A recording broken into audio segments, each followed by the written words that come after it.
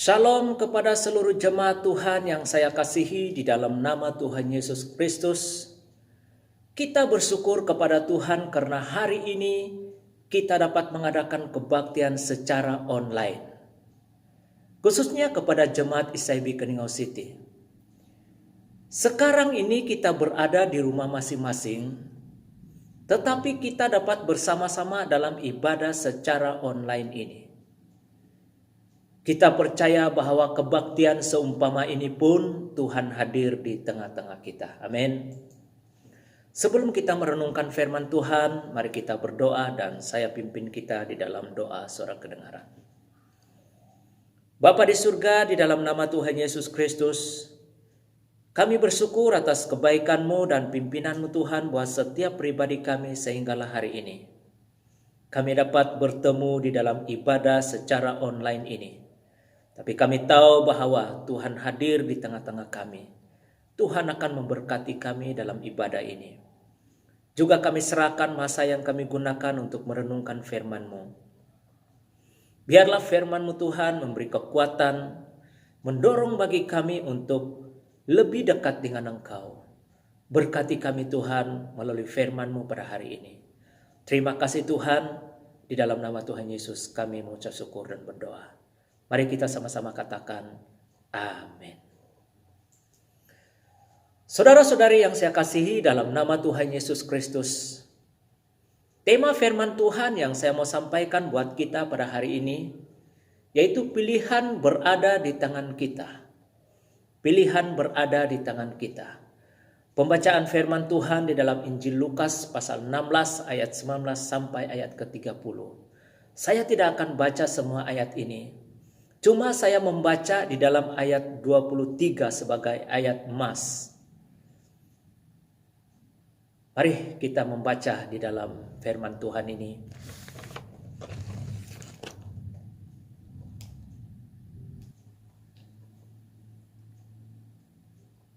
Kita baca di dalam ayat 23 dalam pasal 16, Lukas 16 ayat 23. Firman Tuhan berkata demikian, orang kaya itu juga mati, lalu dikubur, dan sementara ia menderita sengsara di dalam alam maut, ia memandang ke atas, dan dari jauh dilihatnya Abraham, dan Lazarus duduk di pangkuannya.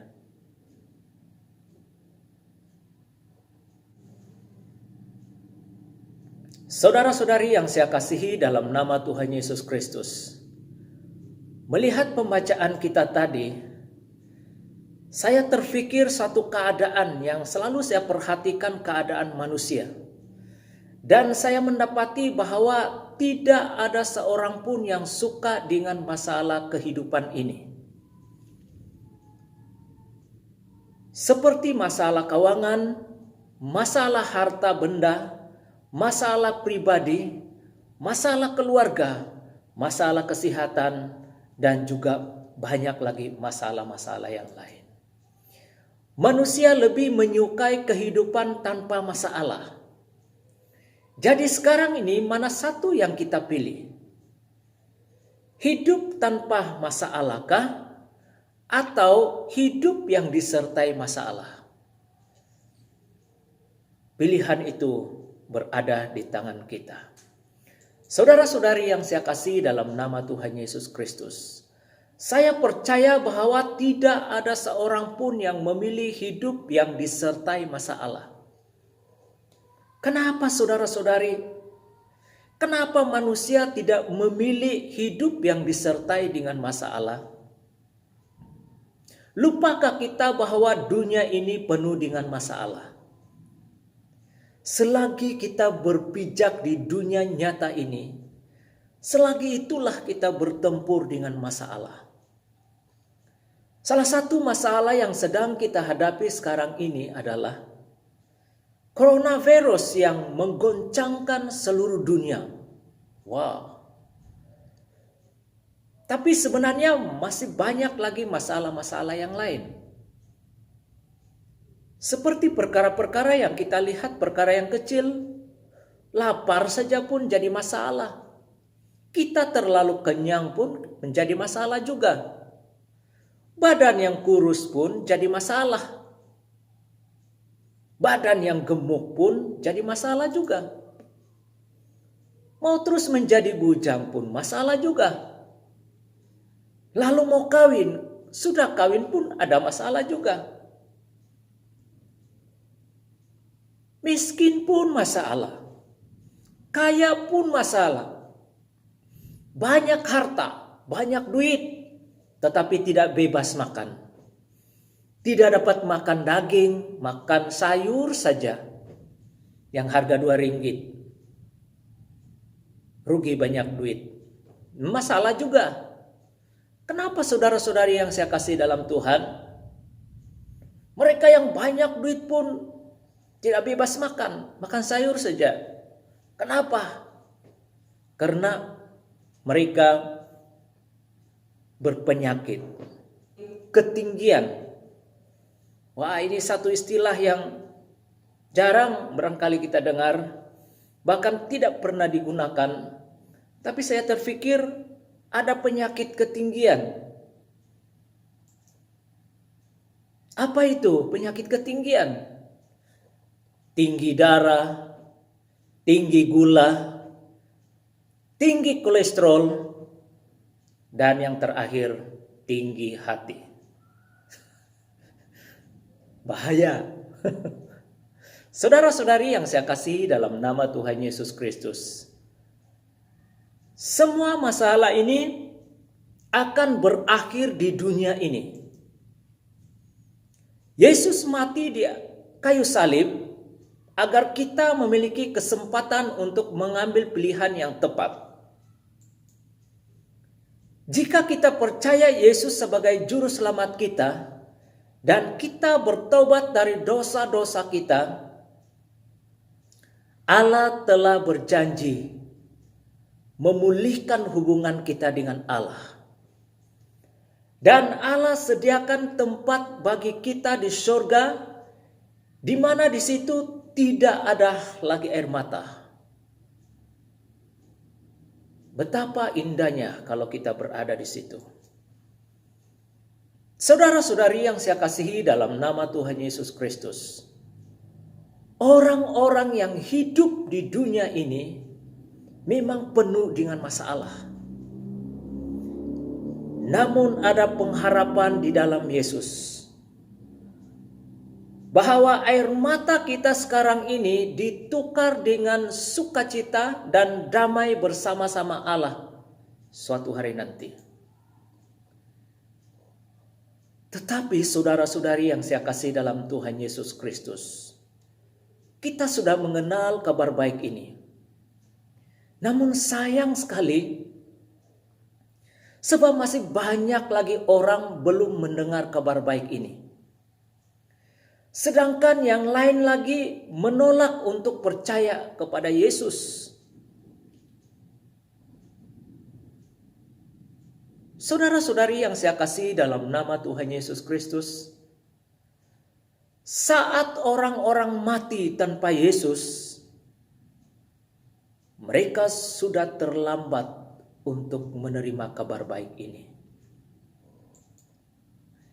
Dan mereka akan menuju ke tempat penyiksaan yang disebut dalam Alkitab sebagai neraka.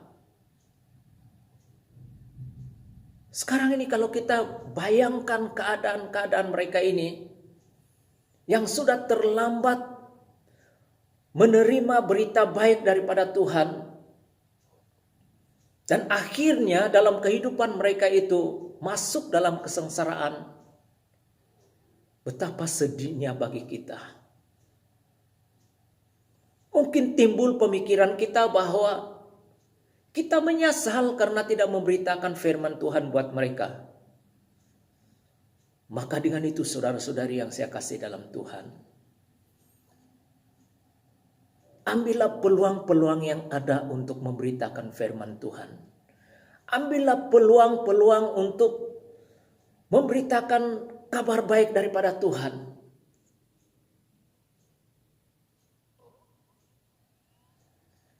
Supaya mereka-mereka yang mendengarkan kabar baik ini Mereka berpaling kepada Yesus dan mereka menerima kabar baik itu. Kabar baik yang daripada Allah sendiri. Haleluya. Kita bersyukur hari ini. Firman Tuhan mendorong bagi kita untuk kita memilih di mana arah kehidupan kita di hadapan Tuhan. Juga apa tanggung jawab kita sebagai orang-orang yang percaya kepada Tuhan. Kalau kita sudah memilih kabar baik di dalam Tuhan itu, apa tanggung jawab kita terhadap mereka-mereka yang belum lagi mengambil keputusan untuk memilih tujuan kehidupan mereka sesuai dengan rencana Tuhan bagi manusia ini. Haleluya. Sekian renungan firman Tuhan buat kita pada hari ini. Saya percaya bahwa kita diberkati, kita dapat melihat keinginan Tuhan di dalam kehidupan kita. Mari kita berdoa dan saya pimpin kita di dalam doa. Bapa di surga, di dalam nama Tuhan Yesus Kristus, kami bersyukur atas kebaikan-Mu Tuhan buat kami. Tuhan telah berbicara di dalam kehidupan kami untuk kami boleh memilih tujuan Tuhan. Kami dapat memilih kehendak Tuhan untuk kami menerima pengharapan kami di dalam Engkau, yaitu kehidupan yang kekal yang Tuhan telah sediakan bagi kami. Terpujilah nama Engkau Tuhan. Kami yakin bahwa Tuhan memberkati seluruh jemaat-Mu Tuhan yang bersama-sama di dalam ibadah secara online ini. Dan kami bersama-sama hidup tetap di dalam Engkau. Terpujilah nama Engkau Tuhan. Sertailah kehidupan kami di mana saja kami berada selepas ini. Biar nama Tuhan dimuliakan. Karena kami dapat menikmati pimpinan perlindungan daripada Tuhan sendiri.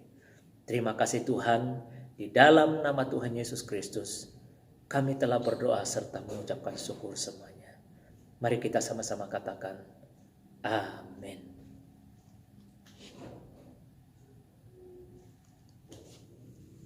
Terima kasih kepada saudara-saudari yang setia mengikuti siaran secara langsung ini.